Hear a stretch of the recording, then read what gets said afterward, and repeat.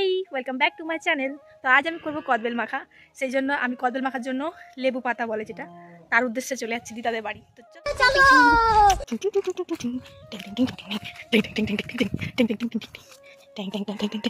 দাদু side please.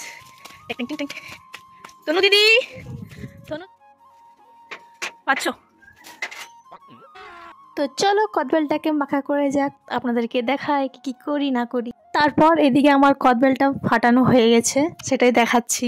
তারপর এটাকে এই যে আমি ঠিক করছি, মানে শ্বাসটা বার করছি। তারপর এটাকে মাখা করব। মাখার জন্য প্রথমত যে জিনিসগুলো লাগে সেগুলো নিয়ে নিচ্ছি। জিরে গুঁড়া, লঙ্কা গুঁড়া, তারপর কুচি করে রাখা যেটা লঙ্কা হয় সেটা, তারপর এখানে দিয়ে দেবো একটু যে লেবু পাতা সেটা, তারপর হালকা করে লবণ দেবো, একটু লবণ দেওয়ার পর এখানে হালকা করে একটু চিনি দিয়ে দেবো, ভালো লাগে। ধনে পাতা দেওয়া যায়, কিন্তু ধনে পাতা এখন পাওয়া যাচ্ছে না ঠিকঠাক। তারপর তেল দিয়ে এই যে এখানে মাখা করছি, হালকা করে এখন মেখে নিই। তারপর আপনাদের সঙ্গে শেয়ার করবো ঠিক কেমন হলো না হলো। তো চলো কেমন হলো না দেখা যাক।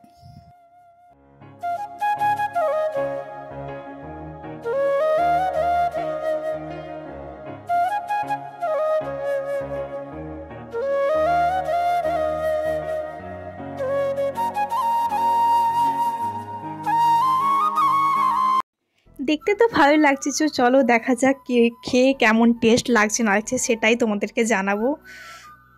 তারপর আমি এদিকে এই যে খেতে বসে গেছি, দেখি কেমন লাগছে। সত্যি বলতে অনেক সুন্দর লাগছিল। তো কদবেলটা একটু হালকা টকটক টাইপের হয়, চিনি লবণ সব কিছু মিক্স করে অনেক সুন্দর লাগছিল। তো চলো বাই।